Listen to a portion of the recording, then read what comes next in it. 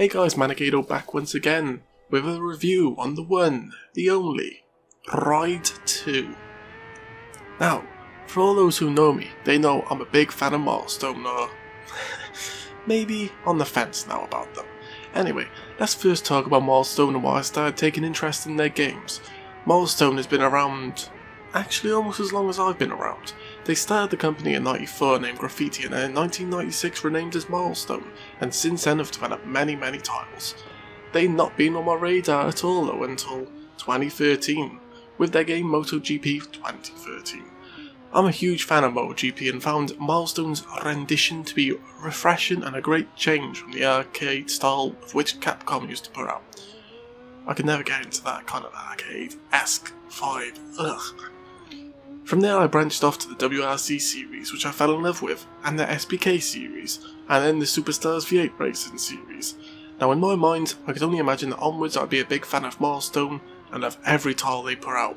However, since the transition of Xbox 360 and Xbox One, the kinks have really started to show, and they haven't been setting any milestones. Okay, sorry, I had to do that pun. For me, MotoGP 15 was poor on Xbox One and even poor on the 360, with a multitude of bugs like poor FPS, crashes, broken achievements with some still not being fixed to this day. Around this time is when Ride 1 came out, which I gave my thoughts about that. Loading screen simulator with low FPS and just generally not a really good game. So what's my thoughts and verdicts on this game? Will things improve? And will this be the ride I want it to be? Or will it yet again fall short of its marker? Let's closely examine the positives first. The great thing about Ride has always been the quantity it provides, and the first thing on this game which really impressed me was the whole bike selection, ranging from high-end superbikes and race bikes all the way down to dirt bikes. Ride provides an amazing assortment of bikes to choose from with all licensed brands. Ride 2 comes with 27 tracks, which is also, again, super impressive. There are the tracks from Ride 1 and even more unique ones, like Ulster, which I enjoyed crazily. Here's a little preview of all the track selections.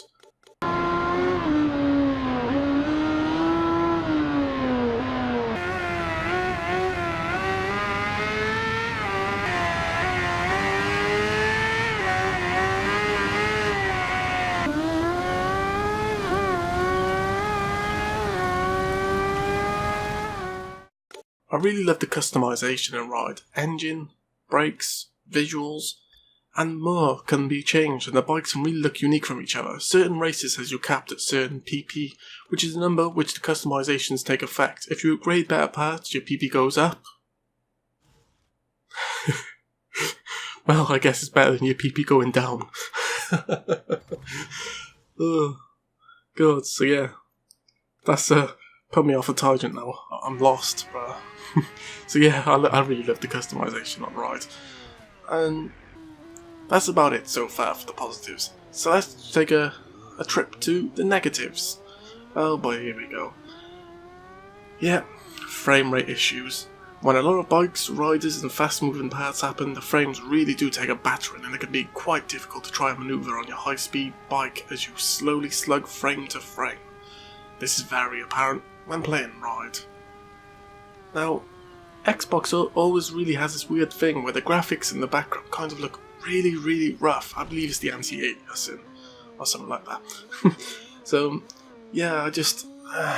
if you have a look at all the sharp edges and stuff on this game, it's really not pleasant to the eye, and I just wish things were smooth and ugh. And of course, loading times. This is something which is far too common of a problem. It keeps cropping up over and over again. It's mostly due to the Xbox and PlayStation's internal HDD, I guess. Loading times on this game in particular are absolutely abysmal. You go through loading screen after loading screen. I think there's one loading screen where you load up your bike, you spin around your bike and then loads up the race. It's like, grrr. Of course, where would the negative be without this? Paid DLC. I really don't know what the whole obsession is lately with DLC. Well, I do actually. Money. I really dislike how the practices of DLC today, especially day one DLC, which are just added for the sake of being added, or when the game's in development they're like, oh, let's add this DLC for more money. So what's my verdict? While this game provides lots of quantity, it definitely lacks more of the quality spectrum.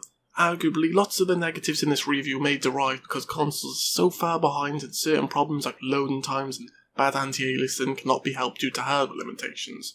I do believe they should still try and optimise it a bit more though.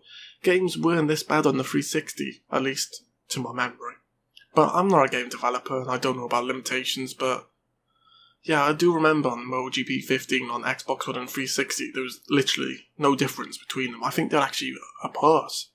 As horrendous as that sounds, and it was actually the 360 version was ported to Steam, which is also what happened with Pro Evolution Soccer.